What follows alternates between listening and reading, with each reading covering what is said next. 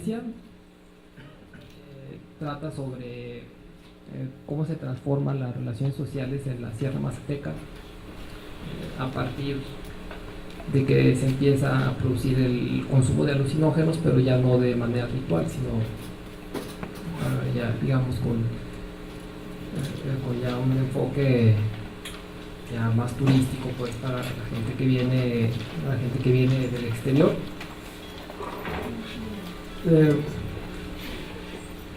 Esta investigación yo al principio la comencé como parte de mi tesis, y cuando yo empecé con esto fue después de que yo había conocido la Sierra Mazateca y Huautla, y entonces a partir de eso fue que me surge el interés por comenzar a profundizar en este tema. Y cuando yo empiezo a ver que realmente es un tema que ya se ha trabajado mucho, y yo empiezo a consultar la bibliografía, comienzo a ver que gran parte de las investigaciones que se han realizado sobre este tema pudieran encuadrarse bajo un concepto que es el concepto de los enteógenos, y bajo un grupo de intelectuales del siglo XX que empiezan a teorizar esta cuestión a partir de ese concepto de los enteógenos, que básicamente consiste en entender el consumo de alucinógenos como algo sagrado. Y yo principalmente cuando empiezo a explorar toda esta bibliografía, me doy cuenta de que este concepto de los enteógenos, por una parte, se queda corto porque no alcanza a reflejar los alcances políticos, económicos que giran en torno al consumo de los alucinógenos en las comunidades, ya que gran parte de estos intelectuales que son los que escriben las principales obras en torno a los enteógenos, como podemos mencionar dentro de los que más destacan, sobre todo en este contexto de los mazatecos, a Wasson, que es uno de los primeros. Y vemos pues que Wasson, como tal, un intelectual que viene de un contexto no académico de Estados Unidos, se empieza a crear empieza a inventar una realidad en torno a los alucinógenos y en torno a lo que él ve. Empieza a realizar una serie de interpretaciones de los alucinógenos, en donde digamos, no reconoce cierta especificidad entre cada comunidad o entre cada grupo indígena, sino que más bien él comienza a adaptar este concepto a sus propias ideas, y comienza a realizar una serie de interpretaciones desde murales, ciertas esculturas. Y entonces lo que a mí me llamó mucho la atención fue que esto más bien es una interpretación que se crea desde el exterior, con una visión totalmente digamos muy apegada hacia ese contexto del hombre blanco europeo, pues no algo que de alguna manera pudiera reflejar lo que realmente sucede dentro de las comunidades. Y entonces a mí me surge ese interés en ver esa otra parte de cómo los alucinógenos se encuentran vinculados hacia esa parte económico-política en la Sierra Mazateca. Bueno, si no conocen la Sierra Mazateca, ahora aquí tenemos un mapa, y la Sierra Mazateca se encuentra al norte de Oaxaca, en la región Cañada. ¿Puedes pasar a la otra? Sería más o menos esta parte. Y dentro de mi investigación, lo que yo pretendo hacer es una interpretación que trate más o menos de incorporar esta parte sobre ese papel político y económico que juegan los alucinógenos al interior de las comunidades y cómo esto se va transformando a partir del tiempo. Entonces, yo aquí quiero subrayar sobre todo dos puntos clave. Uno de ellos para mí es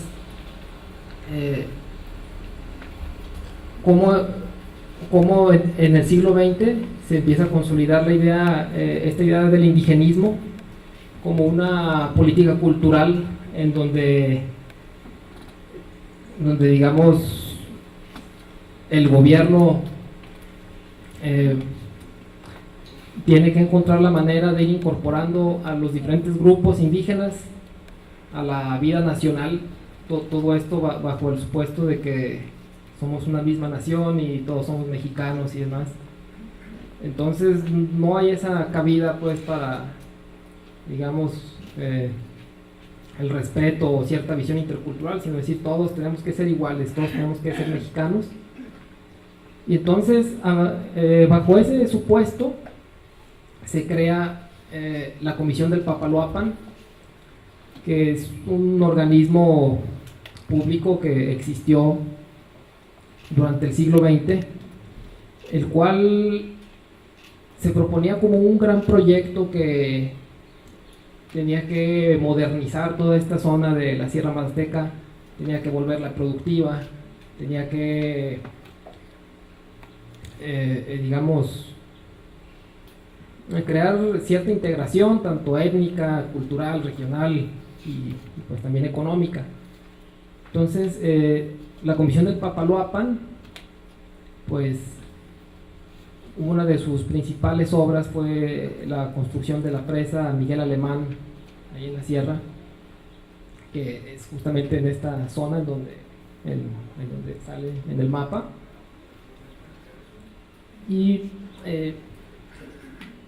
digamos junto con esta presa iba acompañado con la construcción de una carretera donde anteriormente el camino se realizaba a pie, mulas, el recuas, era una zona de muy difícil acceso pues para las personas que no tenían algo que hacer ahí, realmente prácticamente no iban, era una región que estaba, se pudiera decir, aislada del resto de las partes bajas de Oaxaca.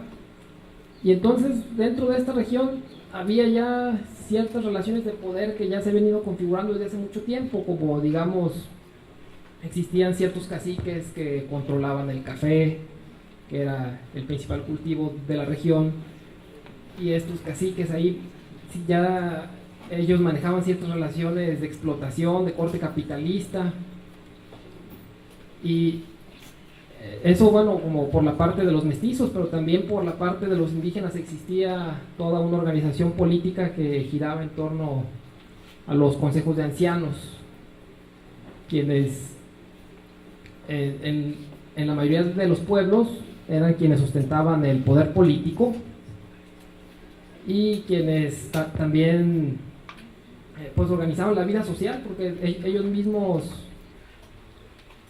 por ejemplo, ellos establecían a los presidentes municipales, les otorgaban su bastón de mando, y tenían muchas funciones dentro de la comunidad. Y entonces, cuando llega la Comisión del Papaloapan ahí, y junto con otros organismos que tenían que hacer como la parte cultural de esta cuestión, como el Instituto Nacional Indigenista, se encontraron ellos con que tenían que lograr hegemonía política y cultural en la región, y entonces para ello era preciso que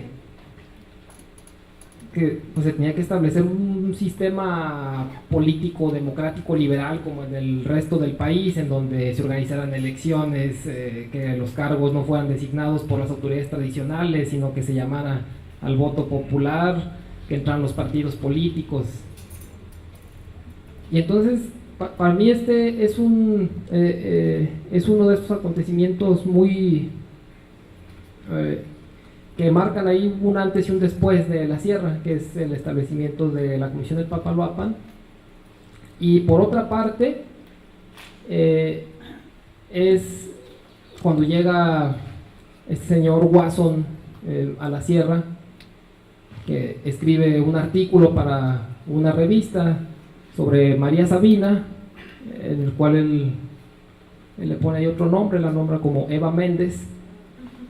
Y este artículo, en donde da a conocer al mundo cierta práctica sobre los alucinógenos que se creía extinta, crea también cierto parteaguas, porque da a conocer a esa otra sociedad occidental sobre todas las prácticas que se realizaban en la sierra desde hace muchísimos años. Y entonces, de cierta manera, el conjunto de estas dos cuestiones, de la introducción de la modernidad y de la vida nacional por la Comisión del Papaloapan, y en conjunto con la fama que empieza a adquirir la Sierra Mazateca por la publicación de Wasson y demás, empiezan a crear un montón de cambios a nivel regional. Se puede observar que el primero de ellos es que muchas personas personas que se sentían atraídas por esta cuestión de los alucinógenos y demás, pues comienzan a interesarse tenemos que ir a la sierra, tenemos que probar los alucinógenos. Allá hay muchas cosas, ¿no? Tenemos hongos, tenemos salvia, ¿no? En fin, tenemos muchas cosas interesantes. Y entonces empieza a haber ese interés por parte del exterior de visitar la Sierra Mazateca, de conocer sus costumbres, pero sobre todo de ir a consumir los hongos, ¿no? Y entonces vemos que aquí estos dos elementos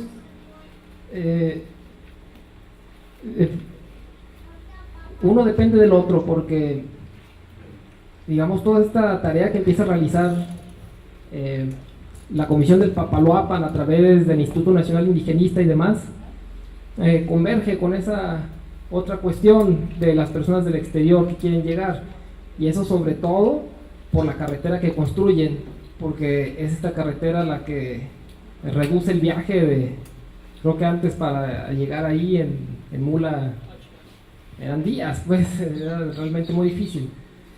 Y entonces ahora con la carretera, que si bien no se terminó hasta recientemente, pues el trayecto se acortó muchísimo, a horas.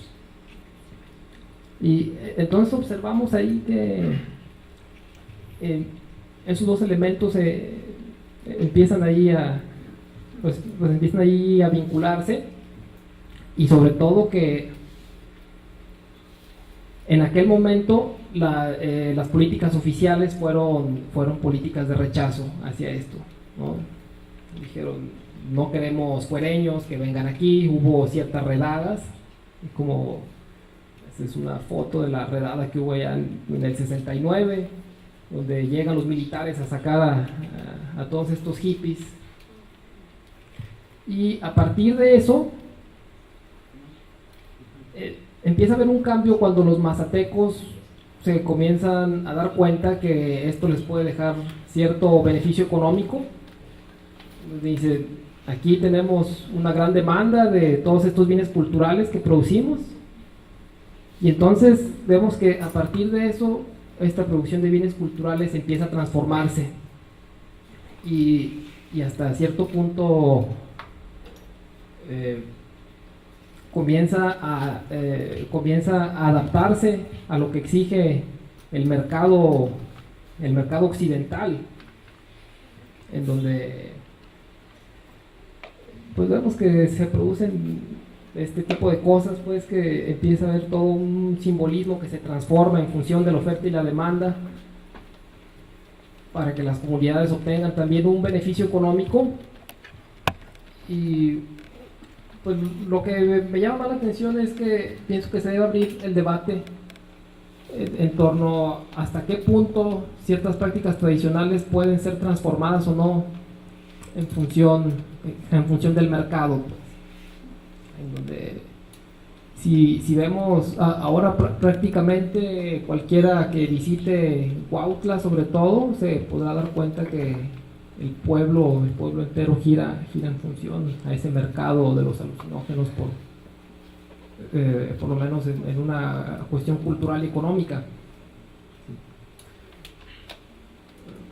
Observamos aquí una pequeña capilla que está de camino a la casa de María Sabina, en donde claramente todo contiene ese elemento de los hongos alucinógenos, y también vemos cómo esto mismo se traduce en la generación de nuevas políticas que ya obedecen a cierta lógica multicultural, posmoderna, en donde se habla de cierto respeto o cierta coexistencia, pero es una coexistencia que hasta cierto punto no es real, porque moldea la producción cultural en función de lo que el mercado occidental demanda y transforma prácticas y lo seguirá haciendo porque funciona teniendo como base el beneficio económico que esto pueda tener. Entonces observamos que hay un cambio ahí bastante radical, pues de unas posturas oficiales que por una parte privilegiaban el indigenismo y la inclusión, todos seamos mexicanos, a otras políticas multiculturales en donde decir no, todos somos diferentes y sacamos provecho de esa diferencia, esas ventajas. Y bueno, observamos aquí más de cómo en el mercado se pueden conseguir bastantes cosas a la luz del día y demás. Bueno, en fin, esa es como la idea general de abrir el debate en torno a esto y en torno a qué beneficios, qué posibilidades y qué horizontes tenemos nosotros para construir una sociedad mejor a partir de este contexto actual. Gracias.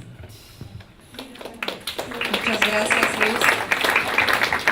Abrimos una pequeña ronda de preguntas. ¿Alguien gusta hacer alguna pregunta?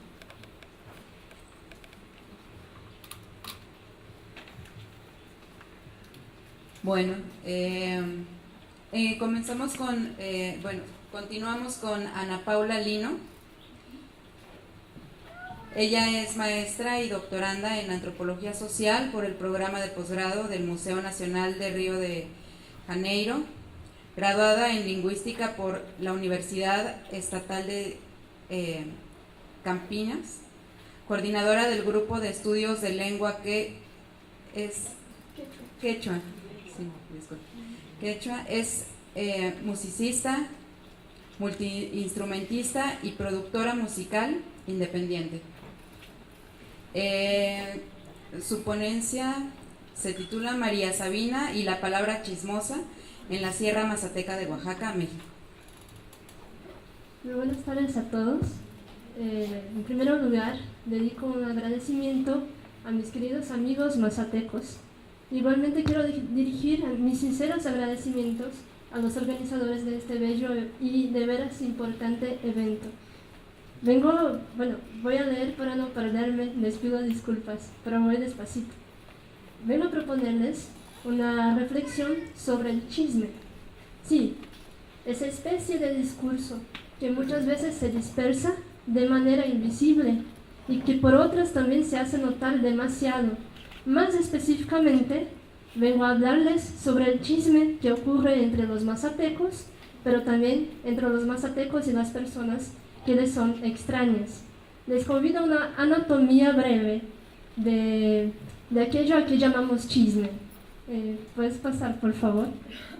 Diría Hans Wels, un artista que ilustró con sus gravuras muchas obras de Petrarca, que el chisme es cosa del diablo, algo pecaminoso, criminal o que trae mal augurio. Puedes pasar, por favor. Bueno, hasta el Papa Francisco ya ha dado su negativo decreto sobre el chisme y no lo da sin razón, pues encontramos su fundamento en la propia Biblia. Puedes pasar, como en el libro de Proverbios, en varios versículos. Pase, por favor. No se aburran, no les vengo a hablar de la Biblia. Podría yo, entre tanto, hablarles de tantas otras tendencias religiosas y siempre encontraríamos una u otra frase sacralizada que reprueba los actos de murmuración, condenando terriblemente a los chismosos. Esa moralidad también la vemos en el universo laico. La propia educación de los padres, las campañas anti-bullying en las escuelas, las conversaciones y palestras anti-chismes que se dan en los espacios empresariales. Todo esto nos puede señalar que el chisme es un tema polémico y tanto y ambiguo que pone en riesgo la moral al mismo tiempo que la reitera, controlándola y violándola a la vez.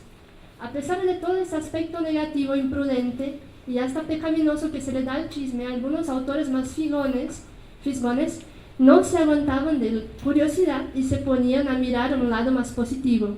Para el antropólogo, psicólogo y biólogo evolucionista británico Dr. Robin Dunbar, por ejemplo, el chisme siempre ha sido esencial para el desarrollo evolutivo humano, sirviendo inclusive para un incremento en la habilidad y la erudición del habla, llegando a decir que solo hablamos y estamos vivos hoy gracias a los chismes que nuestros ancestros más lejanos contaban entre sí. Un chisme asimismo podría servir de control proteccionista de la moralidad, estableciendo lazos de amistad y definiendo muy bien las enemistades. Sin miedo de exagerar y siguiendo por la senda de animados científicos como Dunbar, podría decir que el chisme tiene una capacidad psicotrópica increíble. En el sentido etimológico, ¿puedes regresar, por favor? Sí. En el sentido etimológico del término psicotrópico, como algo que puede cambiar comportamientos, modificar los humores, moldeando actitudes. El chisme puede cambiar los estados de conciencia de un grupo, sea grande o chico. Siento decirles, señoras y señores, pero eso me daría suficiente soporte para afirmarles que todos los hacedores de ciencias, como los arqueólogos, historiadores, antropólogos, lingüistas, místicos, psiconautas, aventureros, curiosos, vecinas y vecinos, mujeres y hombres, niñas y niños, hacen chismes. Eso es algo que así como la propia vida y la propia muerte no tiene escape, todos están sujetos a hacerlo, cuando no de ser objetos de ello, de la misma manera como están sujetos a sentir hambre, sed o sueño. Bueno, vamos al diccionario, por favor. De la RAE, chisme, esquisma, y por primera instancia del griego esquisma, tenemos la denotación de excisión, separación. En la primera sección, noticia verdadera o falsa, o comentario con que generalmente se pretende disponer a unas personas con otras, o se murmura de alguna. Tenemos también el llamado chisme de vecindad, que denota aquello que versa sobre algo de poca importancia. Y es bueno puntuar que ese dato sale de la Real Academia Española, con todos sus derechos reservados, para que ustedes se lo puedan seguir chismeando por donde sea. Bueno, vamos a seguir.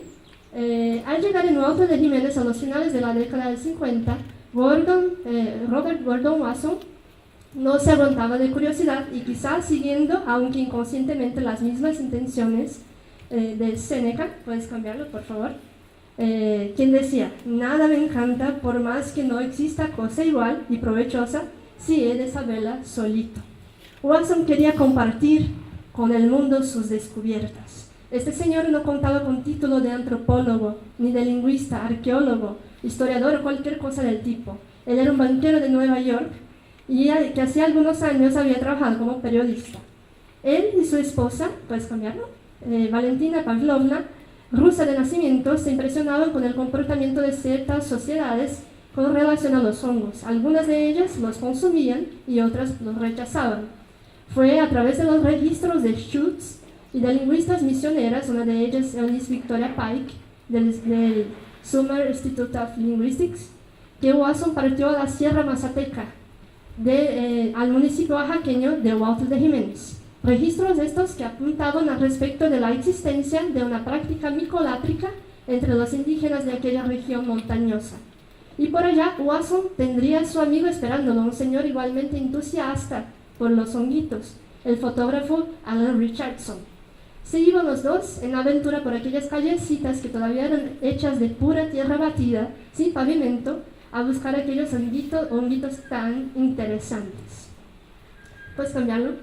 Watson tenía, como cualquier humano chismoso, su referente, la protagonista de sus cuentos, y la del caso era una señora arrugadita de nombre María Sabina, que pudo conocer cuando en su tercera subida a la Sierra Mazateca.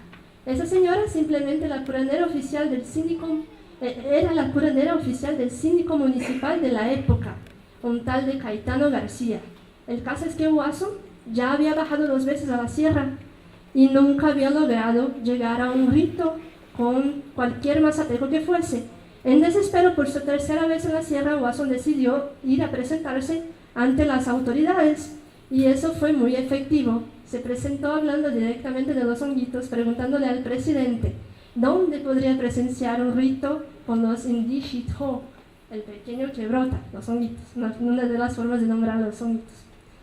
Un caso gracioso de los comprometidos psiconautas, de lo cual comparte Watson, es que ellos frecuentemente tratan de marcar que su trabajo es inédito e importante, y en su libro Watson siempre ha tratado de marcar bien su puesto como primer hombre blanco a realizar una velada con una indígena. Y claro, siempre busca la institucionalización de su ciencia, demarcando su epistemología, juntamente con su esposa y con sus compañeros de investigación, como el botánico Roger Hine. Ellos estaban heroicamente fundando la etnomicología, el ramo micélico de la etnobotánica. Watson quiso transmitirle al mundo erudito aquella experiencia y lo hizo. En 1957 publicó un artículo en la revista Life, un artículo que contó con fotografías tomadas con estroboscopio y descripción detallada del rito que presenció en aquellas tierras indígenas.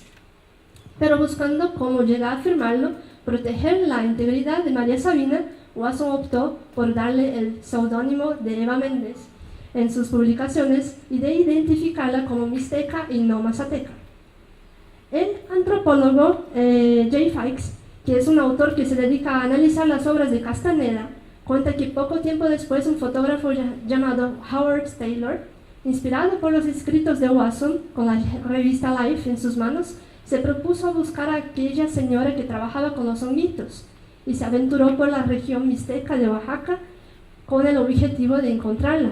Sin suceso, resolvió ingresar a la Sierra Madre Oriental y ya en tierras mazatecas llegó a reconocer a la señora de las fotos.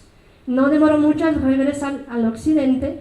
Howard Taylor trató de reprocharle con muchas ganas al trabajo mentiroso de Watson, escribiendo el caso en un artículo periodístico. Nuestro banquero etnomicólogo, no obstante, no dejó al fotógrafo sin respuesta.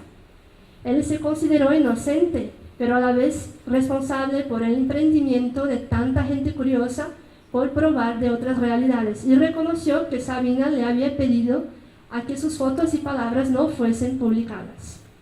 No mucho después, Watson dio proseguimiento a su trabajo de registro grabando los cantos de María Sabina en un disco. Regresemos rápidamente a la cuestión del chisme para que me entiendan mejor. Si analizáramos el chisme utilizando una teoría más lingüística, podría yo recordarle a Jacobson con sus modelos de análisis sobre la comunicación. El chisme tendría su enfoque en el referente, pues es la información que pasa del emisor al remitente durante la interpolación la que importa. De otra parte, trato de adelantarle siguiendo las postulaciones de varios de los entusiastas de la etnopoesía y mismo de las teorías de varios antropólogos. La palabra flórida, es decir, el opuesto de esa palabra chismosa, que también es una palabra mentirosa, tendría como enfoque el mismo mensaje, siendo el mensaje por sí mismo y generando un lenguaje poético, donde el eje sintagmático se sustituye por el eje paradigmático. Les explicaré. Para los mazatecos, lo que se llama de palabra florida, literalmente ennashó, una palabra que viene de los honguitos, es una palabra verdadera, o como dicen ellos, enquishi. Su opuesto directo sería enindizó, término que denota mentira, pero que también denota chisme. Veamos los ejemplos en un contexto enunciativo. Me habló con la verdad, me habló con la mentira, me hizo chisme. Una persona mentirosa, una persona chismosa sería un chota indiso, y chota shi, kishi inja, persona que habla con la verdad. De hecho, y muy parecido a lo que presenta Bruna Franchetto en su estudio sobre los géneros discursivos entre los Kuikuro, del autor Shingu, y como se me fue explicado en campo, entre los mazatecos también parece existir un hablar bueno y un hablar malo. En el caso shinguano, como registra Franchetto, el hablar bueno vehicularía la expresión de intuitos socializadores y ligados a la vida, que alimentan la continuidad de la tradición y la integridad del grupo o individuo, mientras que la segunda se comportaría como el arma secreto del poder del hechicero, vehiculando la división, la enfermedad o la muerte. El hechicero para los Kuikuro vendría a ser una persona antisocial por excelencia, y ese hablar malo se compararía mucho al chisme, que entre los Kuikuro recibe el nombre de noticia, y a las acusaciones de un hablar rabioso que queman, destruyen y matan, una especie de crítica muy emotiva y muy agresiva. Asimismo, entre los Kuikuro, de acuerdo con Bruna Franchetto, la mentira y el chisme cargan efluvios capaces de enfermar, tan creativos como el canto, por presentar una propiedad de ampliación, recreándose como la música y elaborando mundos imaginarios. Ellas son clasificadas como un género que se diluye y que se transforma entre sí, consistiendo, por tanto, en escenas creativas en la reproducción de experiencias individuales y colectivas. Parecido al caso Kuikuro, en la lengua mazateca tenemos una expresión en indizo, una suerte de mentirar, chismear. De los mazatecos, una expresión que parece recoger a los canales comunicativos internos a un grupo, demarcando su existencia en contraste con otros grupos al mismo tiempo, siendo también, no obstante, y parafraseando Franchetto, el habla que unifica, que igualiza, desagrega y jerarquiza. Este discurso peligroso que se verbaliza encuentra su relación contradictoria con lo que podría ser la palabra verdadera, con la cual se puede tomar contacto a través, por ejemplo, de lo que serían las artes curativas, en general mediante el respaldo de los honguitos y de todo aquello que ellos tienen la capacidad de mediar, como es el contacto con los chicones, los dueños de los lugares, o mismo Hinain, Hina, Dios Padre y Madre.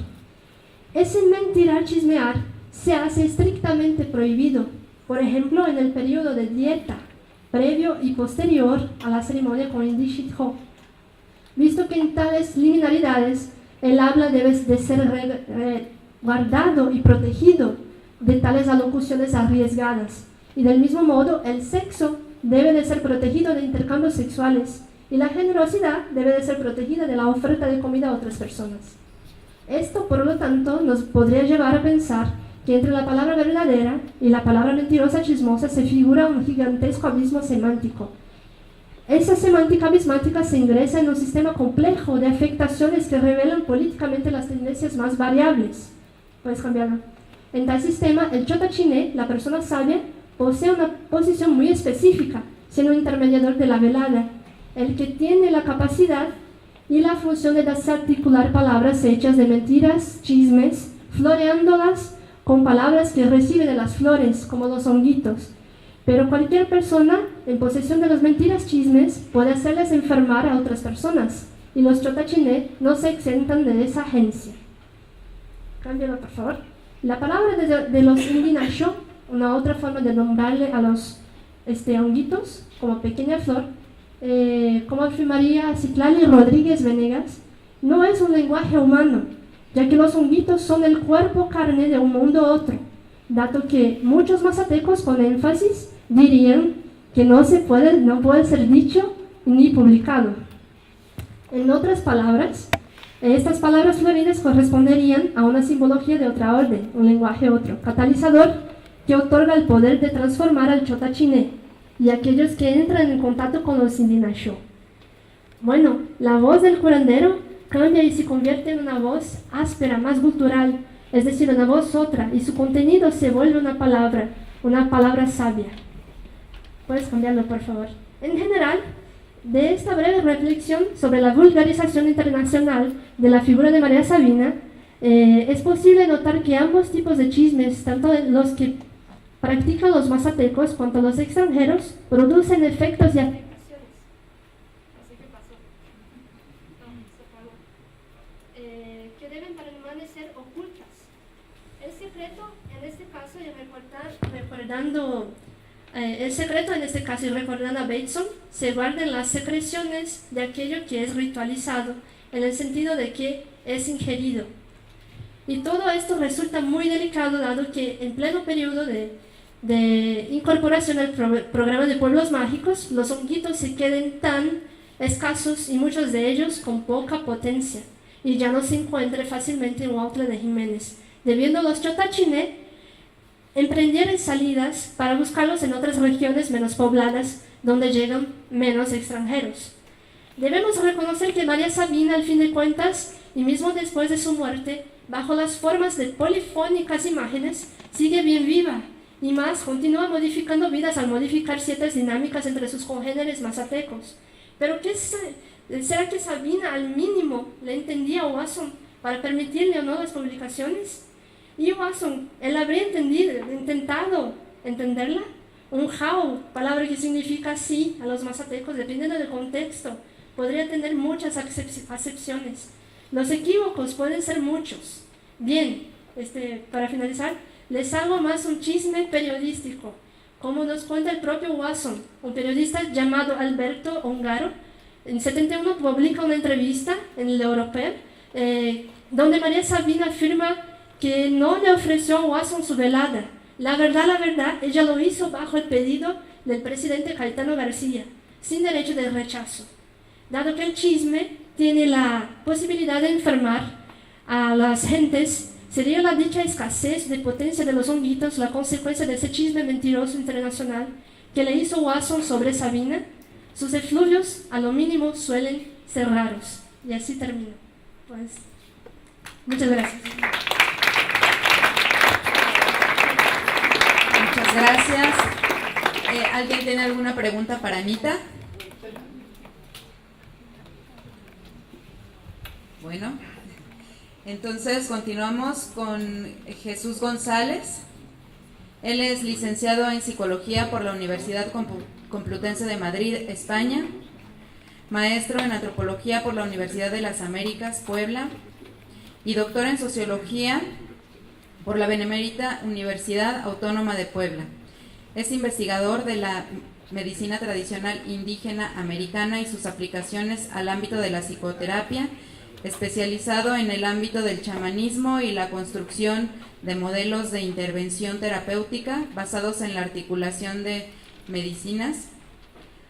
Trabajó como psicólogo clínico en Taquihuasi, Centro de Rehabilitación de Toxicómanos y de Investigación de Medicinas Tradicionales, entre otros cargos. Gracias. Buenas tardes.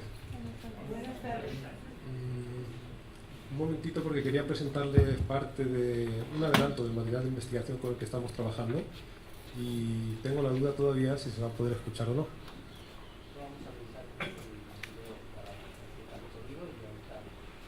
Sí, porque casi que iba a comenzar con eso, ¿verdad? Después de tanta palabra y bueno, felicitando a los ponentes, el cambiar un poquito de registro y poder escuchar el canto de doña Paulina y sus imágenes. Me sorprendió mucho. Voy a intentar enlazar un poquito también con la mesa que tuvimos esta mediodía por compañeros mazatecos, que me sorprendió. No conocía muchos de ellos. Llevo 1 año y medio trabajando ya en la Mazateca Alta, entre Huautla de Jiménez y San Mateo y Yolosochitlán, y me sorprendió mucho encontrar a uno de los ponentes que habló justo de la curandera con la que nosotros estamos trabajando. No nos conocemos hasta ahora, pero tengamos la oportunidad de conocernos. Sí. Entonces, bueno, pues hace más o menos 1 año y medio yo vengo trabajando como 15 años en esta línea de investigación en la medicina tradicional indígena. Soy en principio licenciado en Psicología y de vocación siempre me ubico más en la psicología, también he estado trabajando en la antropología y la sociología, y el eje fundamental que en torno al que giró toda mi investigación tuvo que ver con las potencialidades terapéuticas de las plantas sagradas. Eso, después de varios vaivenes, me llevó al mundo indígena, a conocer los usos indígenas de las plantas sagradas y a descubrir ahí, según mi parecer y el de una línea de trabajo, por supuesto que me antecede, que es ahí donde podemos encontrar las potencialidades más interesantes a la hora del trabajo terapéutico y que incluso atraviesa y supera el carácter terapéutico o psicoterapéutico, ¿no? Son plantas que nos sumergen en experiencias, que forman parte de culturas que van más allá del ámbito disciplinario de la psicología y de lo psicoterapéutico. Entonces, bueno, estuve ahí trabajando años en México, al principio, sobre todo analizando cómo, podemos decir, Occidente se acercó al mundo indígena y en torno a las plantas sagradas, con la dificultad de hablar de estas categorías, ¿no? De Occidente y el mundo indígena, ambas como categorías pues difusas, ¿no? Que no permiten retratar de buena manera y de forma minuciosa lo que ahí acontece, aunque de forma general nos puedan servir para hablar de estos encuentros y desencuentros, ¿no? Con esto quiero decir que no solamente los europeos que llegan y desde la colonia o posteriormente cuando, como se veía esta mañana con Wasson, y se introducen en el mundo indígena, sino que al interior incluso de la República Mexicana están aconteciendo esos encuentros y desencuentros entre Occidente y el mundo indígena, tanto en el interior de las comunidades indígenas como para la gente con una cultura urbana, podríamos decir, de las grandes ciudades de México, pues se acercan a conocer las comunidades indígenas. Entonces, bueno, dediqué la primera parte de investigación a esta parte, y a este ámbito, y luego me centré más en la cuestión contraria, cómo el mundo indígena de alguna manera se había relacionado con ese Occidente a través de las personas que llegaban y se interesaban en el uso de estas plantas sagradas. Todo eso, después de 10 años acá en México, me llevó a Perú, a Taquihuasi, como ha mencionado la moderadora. Allá pude consolidar de alguna manera el trabajo clínico.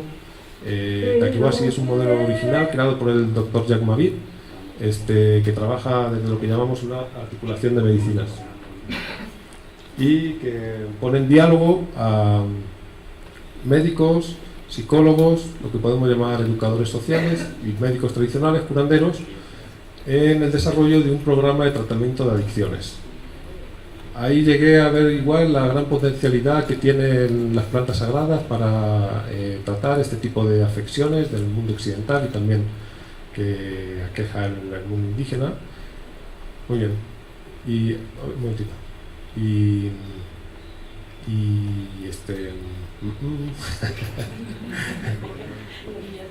me despistaste. Bueno, y ahondar en esta línea de trabajo, ¿ya? Sí, y ahondar en esta línea de trabajo en el regreso aquí a México. Ya llevo hace un par de años y me encuentro con doña Paulina y desde su propia familia, esto es importante, desde su propia familia nace un interés en documentar los conocimientos de doña Paulina. No llegué como investigador, yo llegué como paciente, diríamos, con doña Paulina, ¿sí? Y cuando me habla el nieto de que doña Paulina ha estado enferma en diferentes ocasiones, que no hay nadie de la familia que ha recibido la herencia de su conocimiento y de su práctica, que están inquietos porque se va a perder mucho con ella, que si la próxima vez me importa que traigan una cámara de vídeo para grabar. Y yo les digo, bueno, yo me he estado dedicando durante un tiempo a esto, espérenme, si quieren vamos a hacer algo como un poquito más extenso. Ahí comienza el proyecto de investigación que les voy a presentar, que se llama Los que saben, y que parte de lo que yo llamo una propuesta transdisciplinaria e intercultural. Y hago alusión a estos dos ejes teóricos que creo que plantean, esta mañana justo en la mesa de la que les hablaba, de toda la cuestión masoteca también, mis preguntas iban un poco dirigidas en este sentido, ¿no? De qué alternativas, que aprendiendo de todos los desencuentros y también encuentros que hemos tenido en los 60-70 años de relación del mundo occidental con el mundo mazateco, en el presente cómo nos podemos situar para aprender de ese pasado, si podemos resolver de alguna manera o plantear alternativas a las situaciones de tensión, contradicciones y todos los desencuentros, y hacia dónde dirigir entonces las rutas y los pasos siguientes de los que estamos interesados en seguir ahondando en todo este camino de trabajo. Entonces, bueno, hasta ahí la introducción. Vamos a ver el video, si quieren, que es un avance de diferentes imágenes que estamos registrando ya en la sierra, y ahora ya les platico con más calma.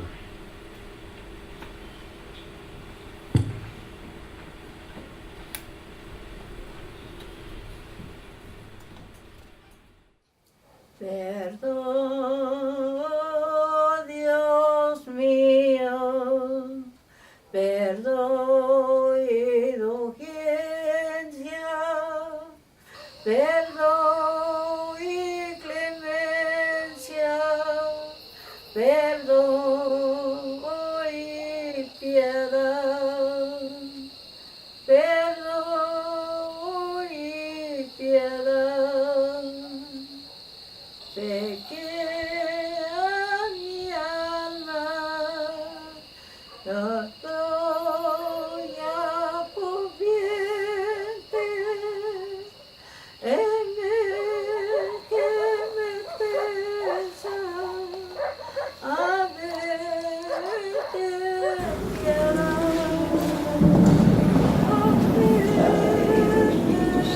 Finalmente porque Francisca sale con la sale la chat, la pachitera, los talentos como todas las comunidades, ya le dije que van a estar en ese estar en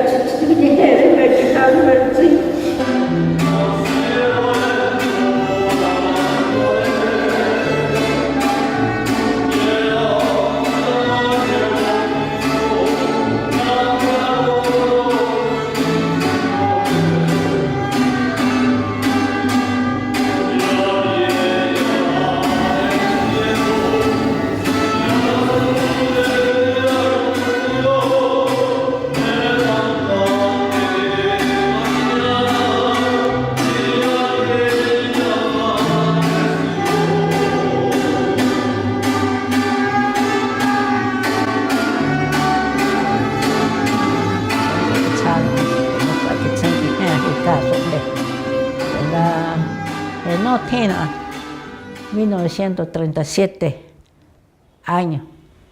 Así que tenía Paulina Encarnación Sosa. Me llamo.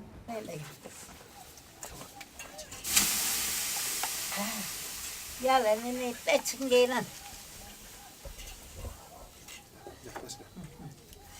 Pechinguera le jocua, todo el así nene. Da todo el hacer agua acá. Órale. En el nombre del Padre, del Hijo, del Espíritu Santo. Amén. Echa tu bendición, Señor Jesús, Señor Jesús, Señor Jesús. Para pedir ayuda. La gente lo buscan porque quieren ayuda, que tienen una enfermedad, que tienen problemas. Son muchas cuestiones, ¿no? Muchas cosas. Por ejemplo, cura espantos, puede ayudarte en cuestiones de salud, a lo mejor en emocional, sentimental, una parte en lo físico. Ninguno de sus hijos, sus hijos y sus nietos han querido ahora sí llevar a cabo ese trabajo. ¿Por qué? Porque pues la verdad es un compromiso, ¿no? Pues mira, yo ya no quise seguir allá porque yo sufrí mucho maltrato por parte de mi mamá. La cuestión económica es muy poco. Allá al día son 60, 70 pesos. Y acá te puedes llevar 200, 300 pesos al día. Y por eso fue de que dije, no, yo de aquí yo me voy porque voy a estar, que me estén pegando, pues no. Yo por eso me salí de mi casa.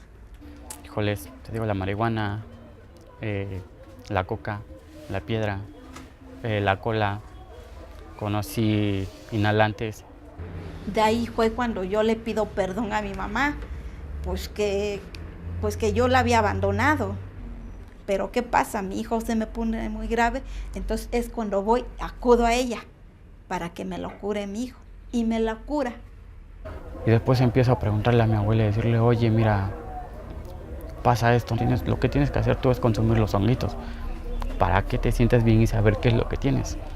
Y pues bueno, ahí empieza el consumo de los honguitos nuevamente, a ver un poquito esas cosas. Voy viendo lo que estaba pasando y que no era bueno para mí, porque iba a llegar a terminar muy mal. Y ahí empezó todo, el cambio, me sentí mucho mejor, empecé a relajarme, a alejarme de la droga, del alcohol.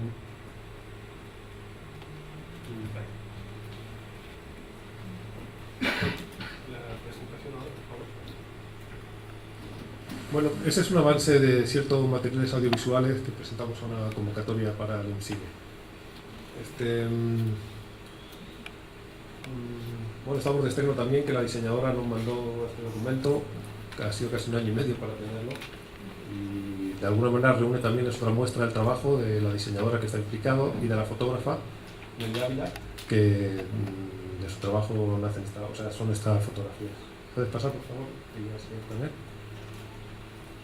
Entonces, bueno, cuando me encuentro todo esto, en toda la línea de trabajo que traía y tomando de alguna fuente de inspiración como Antonella, que también andaba por ahí y hace un trabajo previo que se llama igual, los que saben, pues planteo este proyecto que tiene que ver fundamentalmente con la conservación de lo que llamamos el patrimonio biocultural de los pueblos indígenas de México, comenzando por la tradición mazateca y comenzando dentro de la tradición mazateca por doña Paulina, que es la primera persona que se nos abre a compartir su conocimiento y su familia.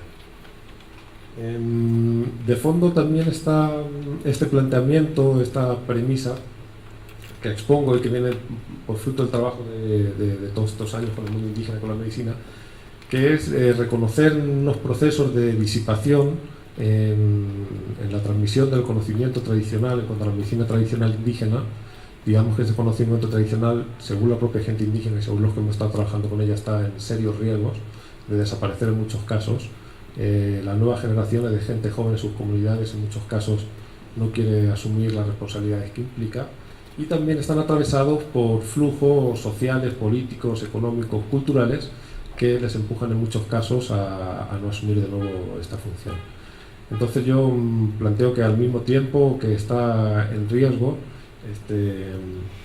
que están en una situación de vulnerabilidad apremiante, tienen conocimientos, prácticas y valores que son sumamente importantes para la crisis generalizada y globalizada de Occidente o del mundo contemporáneo, podemos decir. Entonces es el plantear una línea de investigación y de trabajo que fortalezca de alguna manera el conocimiento tradicional de los pueblos indígenas y que al mismo tiempo vea el valor que tiene para nuestras sociedades contemporáneas, porque vienen justo a plantear resoluciones y plantear alternativas para el tratamiento de diferentes afecciones en el mundo, sobre todo clínico o de enfermedades, pero también en un mundo más amplio que podemos decir existencial o vital. Entonces de ahí como estrategia el generar estos proyectos de investigación en el que podamos de alguna manera apoyar a los dos mundos implicados en este encuentro con todos sus desencuentros. ¿Sí puedes pasar, por favor? ¿Otro más? Bueno, ahí está parte del trabajo de Meli Ávila con la fotografía. Pasa otro más, por favor. Otro poquito más. Bueno, otro poquito más. Ahí lo vamos a sacar. Bueno, entonces la forma en la que abordamos esta investigación tiene que ver con esto que yo llamo de lo transdisciplinario e intercultural, que de forma muy resumida tiene que ver, en primer lugar, lo intercultural con un respeto íntimo a las culturas indígenas y el poder atravesar el carácter colonial y de soberbia que ha caracterizado a la ciencia positivista y que a la hora de acercarnos como científicos, académicos al conocimiento indígena ha sido atravesado de igual manera por, yo creo, los flujos de racismo, clasismo y desprecio y poca validación del conocimiento y las prácticas que ellos contienen. Entonces el paradigma, podemos decir, intercultural, viene a plantear un espacio de encuentro y diálogo fundamentalmente, de que si queremos investigar, aprender de ellos, pues es bueno hacer un ejercicio de humildad y preguntarles si están dispuestos a compartir sus conocimientos y que en la construcción de nuestra producción académico-científica les tengamos en cuenta. Eso quiere decir empezar a tener en cuenta lo que llamamos procesos colectivos de construcción del conocimiento situados e interculturales, que tienen en cuenta a la población de origen. Entonces eso quiere decir de pasar de ver al indígena como alguien exótico que tiene ciertas supersticiones y unas creencias que son así como muy llamativas hasta cierto sentido, a considerarlo, como llama Maturana, legítimos otros que tienen un conocimiento válido, aunque tengamos que hacer un auténtico esfuerzo para entender muchas de sus realidades. Es un conocimiento válido, tan extenso, tan profundo como el que tienen pues, los referentes intelectuales de nuestra sociedad contemporánea, y que creo que necesitan y merecen el acercamiento a ello de la forma más respetuosa y más humilde. Entonces esto en cuanto a este carácter intercultural de la investigación. Y luego el transdisciplinario tiene que ver con todo un marco teórico y un paradigma nuevo de entender también la ciencia, no tan nuevo, pero bueno, unos 20-30 años, De ahí voy a rescatar ahora solamente esta cuestión de ir más allá de la interdisciplinaridad o la multidisciplinaridad y situarnos en la transdisciplinaridad, que tiene que ver con intentar construir el conocimiento desde la unidad, no en parcelas fragmentadas, donde cada disciplina académica, a través de la metodología y prototipo deductiva de investigación neopositivista y todo, construye verdades con mayúsculas, sino que está dispuesta de nuevo al diálogo y al encuentro entre disciplinas, ¿no? Y camina hacia la unidad del conocimiento, a poner en diálogo todos los diferentes ámbitos disciplinarios, para estar dispuesto a, sin dejar mi propia disciplina, ir más allá de ella, al encuentro de lo otro, y sumergirme dentro de estos procesos que llamamos de construcción colectiva del conocimiento. También uno de los aportes interesantes sobre las propuestas de lo transdisciplinario tiene que ver con reunir a profesionales de las ciencias sociales, ciencias exactas y artistas. Y esto es lo que nosotros hemos hecho. Yo empiezo a coordinar este proyecto, donde empiezo a invitar a diferentes personas. Por lo pronto, están participando un biólogo, una psicofarmacóloga, que está por aquí presente, creo,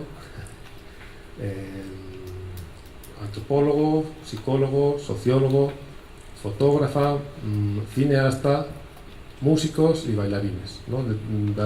Y la propuesta es, o les estoy invitando, estamos haciendo visitas allá a Doña Paulina, que cada uno de estos artistas, científicos, profesionales, como los queramos llamar, se sumerjan en el mundo mazateco de Doña Paulina y cada uno componga producción científica o artística desde ahí, y que con eso luego podamos mostrar diferentes productos de investigación que van dirigidos sobre todo a la edición de un par de libros, un libro que compile capítulos de estos diferentes ámbitos disciplinarios que hablan del mundo mazateco, un libro de fotografía que combine el trabajo etnográfico con el de fotografía, un documental que si quieres puedes pasar. Un documental que este es un avance de las imágenes del documental, y que el documental, justo ahora estamos trabajando en el guión, y de alguna manera contiene de una forma muy explícita todo este planteamiento que estoy hablando y este trabajo de investigación. Si hay tiempo igual les puedo platicar un poco más de ello. Hay una pieza de videodanza también, un registro sonoro de los cantos de Doña Paulina, transcritos al mazateco y traducidos al castellano. Y ya, ¿no? Y eso es todo. Bueno, claro, y un espacio digital por los compañeros diseñadores y diseñadoras con el que podamos empezar esta tarea que le hemos llamado conservación del patrimonio biocultural de los pueblos indígenas de México en su versión mazateca. Y es un espacio digital, una website donde puedan reunirse y articularse todos estos contenidos. Podamos tener un archivo sonoro con todos los cantos, sus transcripciones, sus traducciones, sus empleos, su uso, sus funciones. Podamos tener un archivo de imágenes, fotográfico, podamos tener un archivo audiovisual del documental, podamos tener los textos de los libros, de los diferentes libros, textos de investigación, y podamos tener también la participación de la gente de las comunidades. ¿Ya estamos aquí? Bueno, pues eso es en resumen el proyecto en el que ando, lo que les quería presentar. Es un proyecto abierto y me dio mucho gusto conocer a los compañeros mazatecos que estuvieron hablando. Estamos apenas en proceso de construcción de todo esto, apenas siquiera 2 años trabajando en ello. Y bueno, considero, por lo que he visto también esta mañana, que es importante, sería importante igual reunir a la gente interesada. Me sorprendió al conocer en este congreso que había tanta gente que iba a hablar de la cultura mazateca. Pues considero que igual sería interesante reunirnos, articular esfuerzos, ver en qué andamos y ver si podemos aunar nuestros trabajos para darle fuerza a toda esta inspiración, a toda esta línea que considero tan relevante tanto para la ciencia como para el mundo general y para la academia. Gracias.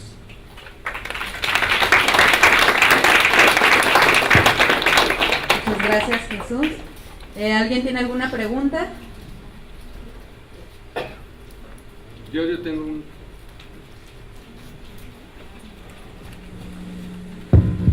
nada más un comentario que se me hizo muy interesante, esto de tratar adicciones, o bueno, tratar lo que comentó en el avance, ¿no? El muchacho, que le ayudaron los honguitos.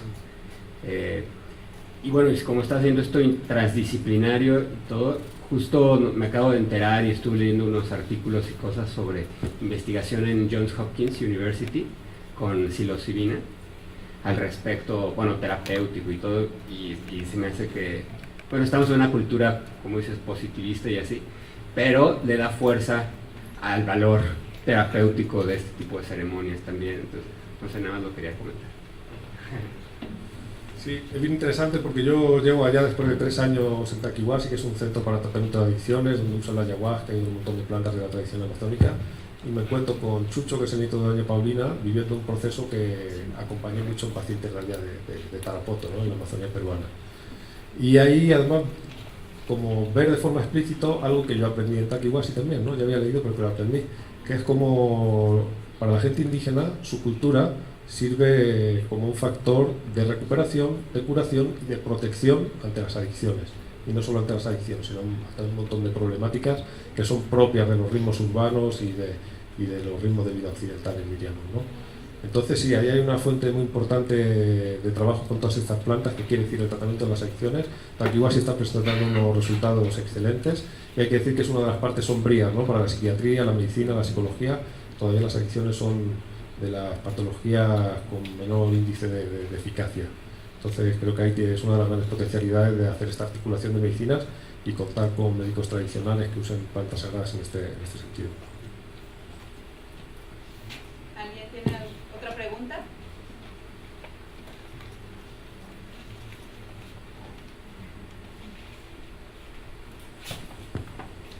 Muchas gracias. Y ahora continuamos con Saray Piña. Ella es licenciada por la ENA, pero no dice de qué licenciatura. De etnología.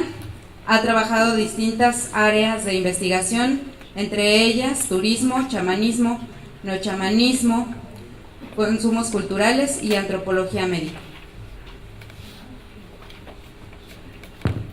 Buenas tardes.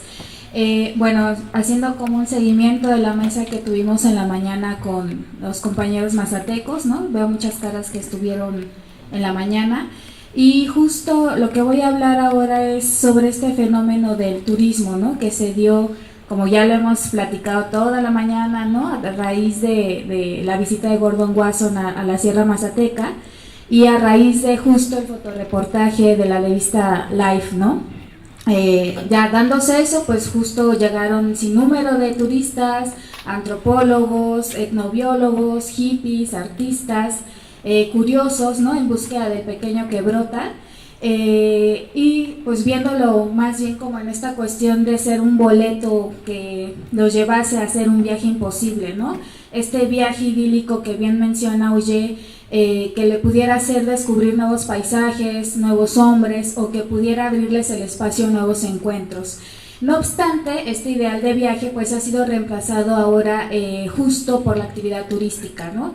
La cual pues sí está diseñada por un perfil, ¿no?, para un perfil de consumidor, satisfaciendo ciertas expectativas, en búsqueda de consumo de imágenes, experiencias y sensaciones. Este consumo no solo llega a permear al turista, sino también al anfitrión, ¿no? En este caso, los mazatecos, desembocando así un encuentro de ambos mundos, ¿no?, tanto del mundo mazateco como todos estos turistas que llegan a la zona.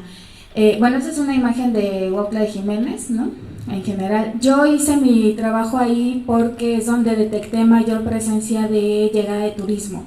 Sí hay ya en los alrededores, pero eso fue hace 5 años, 7, que empezaron a desperdigarse en las demás zonas, justo por algunos fenómenos que voy a mencionar. Yo iba a hablar muy general sobre el chamanismo mazateco porque hace rato ya platicamos un poquito sobre el mismo. Me parece que no está la compañera que iba a hablar un poquito sobre eso, entonces me gustaría hacer como una introducción general sobre la figura del chamán, ¿no? Yo me baso mucho en lo que Fericla denomina como el chamán como el epicentro de ciertas relaciones, ¿no? ¿Esto para qué? Para diferenciarlo de cierta forma de la figura del neochamán, del cual voy a hablar más al rato. El chamán, en este caso, es aquel donde dentro de un marco cultural tiene algunas percepciones básicas de la realidad y son construidas basándose en estados modificados de conciencia con o sin ayuda de drogas enteogénicas. El epicentro en el caso del sistema chamánico mazateco, como denomino al chamanismo que se da en la región, es el chotachiné, ¿no?, o gente que sabe quién es el intermediario entre lo profano y sagrado. Esto a través de diversas especialidades. A mí sí me gustaría ser muy puntual el chotachiné no es solo aquel que se encarga de consumir los hongos y de hacer el vuelo estático, hay diferentes especialidades y diferentes procesos, ¿no? El mazateco, cuando se acerca a algún curandero, a algún chotachiné, es previo a un tratamiento de enfermedad que tiene mucho que ver con cómo se ve el cuerpo, cómo se percibe. En el caso, por ejemplo, de las mujeres, los mazatecos dicen que tenemos 7 espíritus, porque dicen que somos más fuertes, ¿no? En el caso de los hombres tienen 6 espíritus. Entonces, cuando estos espíritus están en peligro, ¿no?, en la geografía sagrada del mazateco, porque tiene toda una geografía sagrada, el chicón indó o demás dueños, ¿no?, de la tierra, chiconagui, chiconandá, ¿no?, el dueño del agua, y cuando se llegan a desquebrajar ciertos tabús en torno a este mundo, ¿no?, que es como un mundo alterno, es cuando entra en quiebre la salud emocional y espiritual del mazateco. En última instancia, lo que se recurre es justo al consumo de algunas drogas enteogénicas, como puede ser el hongo o bien la chica pastora, que es a lo que se tiene más a la mano en la Sierra Mazateca. Es importante señalar que justo, ¿no?, es todo un proceso y que tiene que ver con estas enfermedades de filiación cultural, ¿no? En el caso de Huautla de Jiménez, ¿no?, bueno, ahí ya hay unas imágenes en torno a lo que hemos platicado ya durante todo el día, pero en el caso de Huautla de Jiménez, el mundo del chamanismo mazateco pues tomó un giro distinto, ¿no?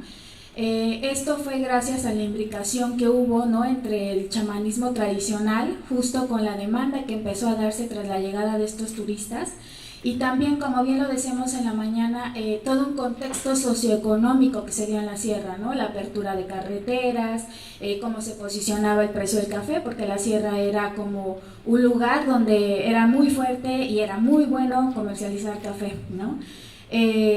Todo esto pues generó, ¿no?, que llegara cada vez más gente, ¿no?, foráneos dentro, ya sea a nivel nacional o internacional, y dándose así todo un fenómeno, ¿no?, de contacto entre los mazatecos con los turistas.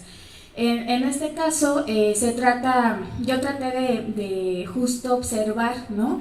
Cuando yo llegué hace 13 años, ¿no?, era una niña de preparatoria, y llegué justo de manera casual, ¿no? La verdad es que no llegué como en esta onda de buscar hongos y tener una experiencia enteogénica, fue por otras razones.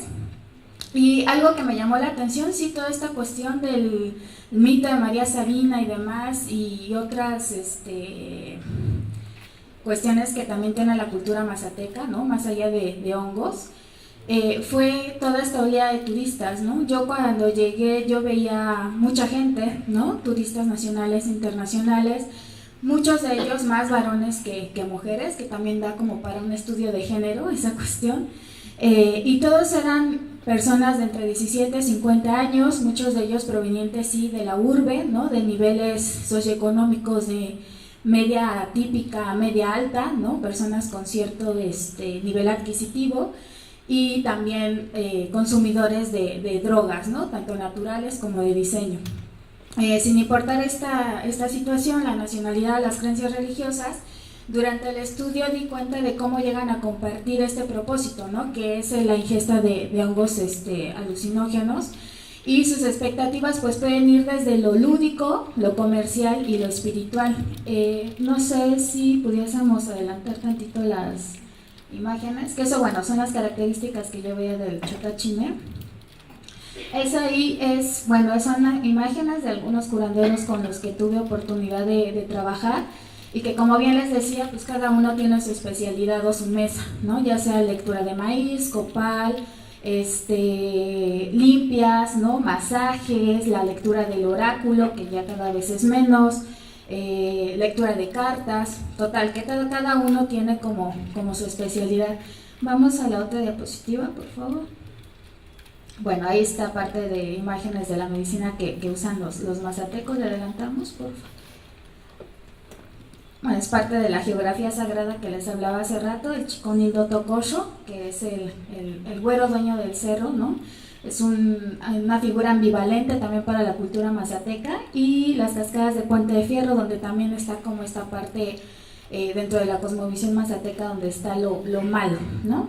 Vámonos a la otra diapositiva, porque justo durante mi trabajo en la Mazateca, y basándome en un trabajo muy bueno que hizo Vincent Basset en la zona virárica sobre el turismo que llega a ese lugar, encontré muchas similitudes, ¿no?, en torno a los perfiles de turistas que llegan al lugar.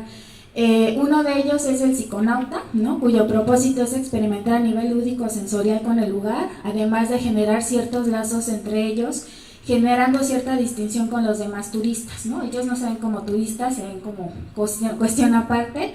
Y además de la fascinación por el otro o el buen salvaje, y en torno a los sabios de la medicina, los psiconautas que arriban a tierras huauclecas pues llegan a forjar ciertos lazos de compañerismo y ciertas jerarquías alrededor del consumo de enteógenos, ¿no? Se llega a reconocer a aquel que ya ha experimentado con más sustancias psicoactivas. El otro perfil es el artesano, el cual acude con fines comerciales. Sobre todo esto se ven en las temporadas del Festival de María Sabina, en su natalicio en junio, y pues ellos convergen a la zona pues más bien por cuestiones económicas. Voy a vender mis pulseras, mis collares y demás, y pues aprovechando el viaje pues voy a tener mi ingesta de hongos enteogénicos. Y por último es el peregrino, quien siente cierta aversión hacia el turista convencional, ¿no?, y tiende a justo sentirse en este rol de ser iniciado, ¿no?, en las prácticas chamánicas, y muestra gran admiración por los indígenas que tienen como este don, ¿no?, y llega a tener aversión por aquel indígena a pie, ¿no?, ahí como esta idealización.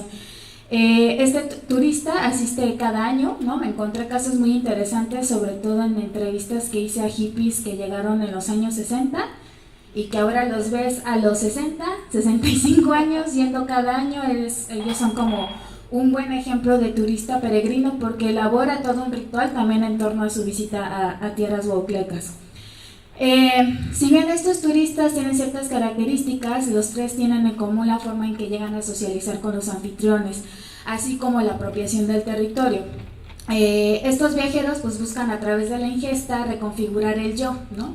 Si bien es cierto que pues desde que tenemos memoria, ¿no?, nos aquejan preguntas de para qué estoy, quién soy, a dónde voy y demás, en esta era sí se ha fragmentado aún más el yo, ¿no?, y tiene mucho que ver con lo que Danny Robert Dafoe señala con la crisis de referentes, ¿no?, donde ya no hay ni Estado ni religión que nos ate. Entonces el mercado es el que entra y justo esa crisis de referentes se hace aún más presente, ¿no? Ante esta problemática, pues sí, justo población sobre todo urbana, estudiada, de cierto nivel socioeconómico, llega a buscar respuesta en torno a justo estos rituales, ¿no? Lo interesante es ver esto, ¿no?, cómo los turistas están ávidos y llegan a elaborar sus propios rituales.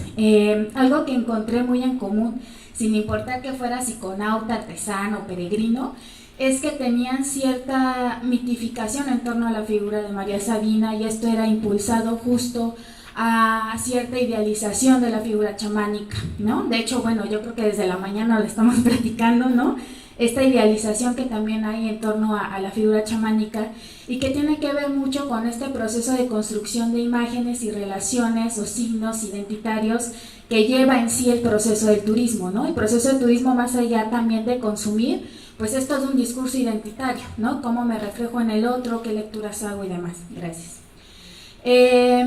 Estas lecturas de lo que debía ser un chamán, ¿no?, fueron impulsadas en su mayoría por redes sociales, por cierto tipo de lecturas, ¿no? Y también tenía mucho que ver con lo que Baudrillard menciona, esta búsqueda del mito de origen, ¿no? Algo que yo encontraba mucho en los turistas es como el querer reencontrarse con la naturaleza, ¿no?, con lo pristino, por decirlo así. Algo interesante es que estos turistas sí llegan a tejer ciertos lazos, ¿no?, sociales, ¿no?, entre ellos, sí, tal vez con los mazatecos, pero también con ellos. Y yo le expliqué en la tesis justo un poco sobre el proceso que maneja Maffesoli en torno a la neotribalización, ¿no? en donde pues estos grupos de relaciones sociales tienden a ser flexibles, ¿no? Y efímeros, y se contraponen contra la socialización moderna, racional y estructurada, en búsqueda de hacer frente a cierta violencia totalitaria, ¿no? Que ejerce la modernidad. Y también está muy de la mano con esta cuestión de liberarse de ciertas situaciones en torno a las sustancias, ¿no? Esta oferta, ¿no? de hongos, de ceremonias y demás, ha impactado sí en la comunidad huautleca, pero un poco difiriendo tal vez del compañero, con lo que yo me encontraba es que sí, si bien había como una comercialización bastante abierta, ¿no? Todavía la encuentras, te bajas del camión y es, ¿quieres hongo? ¿Quieres cabaña? Hay cierta negociación también por parte del mazateco. Yo trabajé mucho en el barrio de La Cruz, que es como el barrio donde más se vende la medicina, ¿no? Y donde desde los años 70 se ha hecho, y algo que yo me encontraba y que me parecía muy curioso, justo era cómo se llegaba a negociar con el turista, ¿no? Los mazatecos no son tontos, entonces bien saben lo que el turista quiere, ¿no? Y el turista va ávido de, quiero experiencia, quiero ver esto, quiero ver el otro, y de alguna forma se lo dan, ¿no? Y a veces la única lógica que entiende el turista es la monetaria, ¿no? Hay cierta negociación, ¿no? En torno al bien sagrado, llega a tener un valor de cambio, ¿no? Los hongos pueden ser ofertados de 30 a 50 pesos, si bien te va, digo, también hay de todo, hay gente muy abusiva y te pueden vender carísimo, ¿no? Al igual que las ceremonias, pero son muy celosos, ¿no? O sea, sí bien para el turista o para el güero, como le dicen ellos, pueden dar eso, pero entre ellos no iban con el curandero que les llevaba el turista, ¿no? Ese era el curandero del turista. ¿Por qué? Porque pues también el turista está en otras lógicas, ¿no? El neochamán, como yo lo nombro, el neochamán autóctono, que justo pues tiende a hablar el idioma del turista, ¿no? Algo que también me parecía fascinante justo de esta situación era todas las relaciones de intercambio cultural, ¿no? Es muy común, sobre todo los huauclecos, que estén tan acostumbrados al contacto con extranjeros, ¿no? Y de intercambio de bienes, ¿no? E incluso relaciones sociales que antes solo estaban para los mazatecos, como el compadrazgo, es algo que se da mucho en la zona, ¿no? No es raro ver a un curandero o un neochamán autóctono decir mi compadre el español, o mi compadre o mi comadre la japonesa, ¿no? ¿Por qué? Porque justo en este intercambio que se dan tanto de bienes sagrados y de relaciones, pues cada uno obtiene algo distinto, ¿no? Algo que también con lo que yo quisiera finalizar, que igual no estaba en la ponencia, pero dado que ya se me acabó el tiempo, es justo que yo creo que en torno a lo que decía Jesús, ¿no? En qué se puede hacer, la verdad es que el contexto huaucleco hoy está cada vez más difícil, ¿no? Ya más allá del turismo que llega, está esta cuestión también del nombramiento como pueblo mágico, ¿no? Los estudiosos del turismo sabemos que es un programa no tan bueno, ¿no? Para la economía del pueblo. De hecho, no hay derrama, ¿no? O sea, en el caso, por ejemplo, huaucleco, la gente no vive de vender hongos ni de ceremonias, ¿no? La verdad es que es como algo que puede medio que sobrellevar la situación, pero no es algo que les dé ganancia, ¿no? Y el caso del pueblo mágico, pues justo está inmerso en un contexto cada vez más golpeado de la Sierra Mazateca, ¿no? Ahora con la entrada también del narcotráfico, ¿no? Entonces, creo que el panorama es muy difícil, ¿no? En torno a, sí, el programa de pueblos mágicos, pero también la entrada del narcotráfico, ¿no? E incluso también, ¿por qué no decirlo?, la falta de ética de muchos investigadores que también han llegado a la zona, ¿no? Entonces, yo creo que si bien no, bueno, a mí no me gustaría como plantearlo de qué vamos a hacer, bueno, yo no me incluyo porque pues yo no puedo hacer nada, ¿no? En realidad, y la cuestión de que tiene que surgir entre ellos, ¿no? Y sí hay, o sea, sí hay bastantes grupos que se están moviendo dentro de debajo del agua, no se van a conocer, justo también con esta defensa de identidad, ¿no? Algo que me llama mucho la atención en la mañana en la mesa es como de, no, pues sí, hongos para todos, ¿no? La Xca Pastora para todos, pues para eso está. pero sí creo que es un elemento muy importante de la identidad mazateca y que también tiene que ver con un sentido de pertenencia, ¿no? Entonces, lo que yo he visto justo en el turismo, y esa fue mi conclusión de tesis, es que incluso este valor de cambio también es una forma de frenar, ¿no? De, ¿sabes qué? Turista o güero, como dicen ellos, hasta aquí vas a llegar, ¿no? Entonces, no sé, yo concluyo de esa forma, no sé si alguien tiene preguntas o algo por decir. Gracias.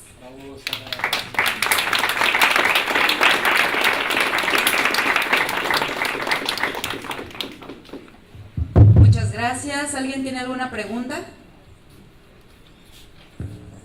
Hola.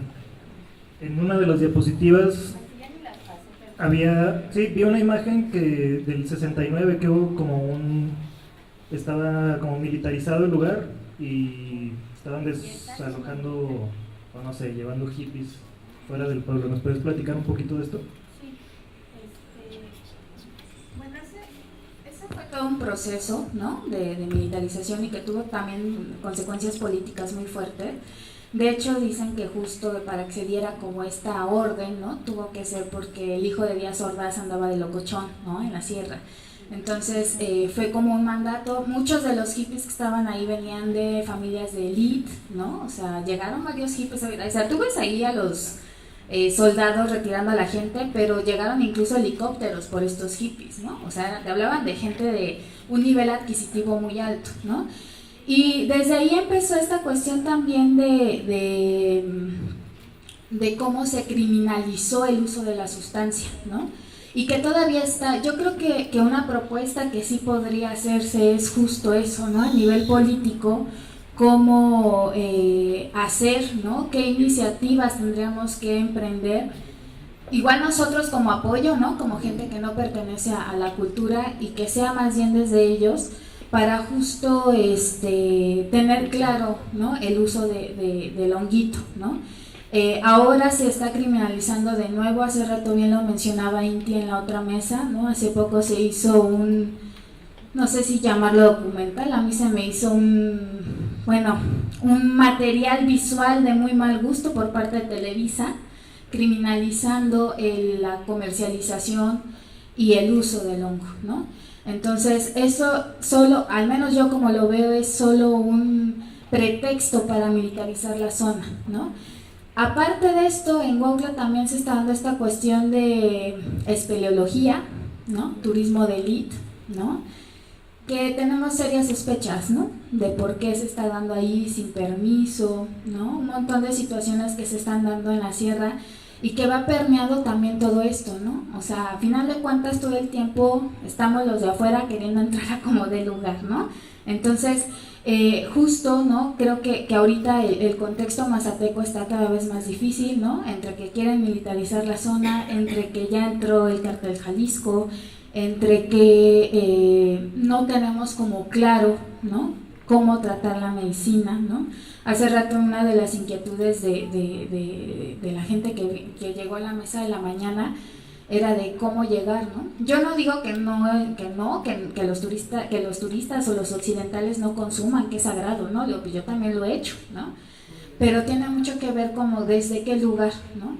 Y qué tanto va a estar atravesado por el mercado, ¿no? Qué tanto tal vez es el interés a veces que lleva el trasfondo. Y sobre todo ahorita que, pues siendo sinceros, tenemos un boom New Ager tremendo, ¿no? En donde ya no es tanto si me voy a curar o no, o si voy a ayudar a los otros, sino porque pues me va a llegar una lana que para qué te cuento, ¿no?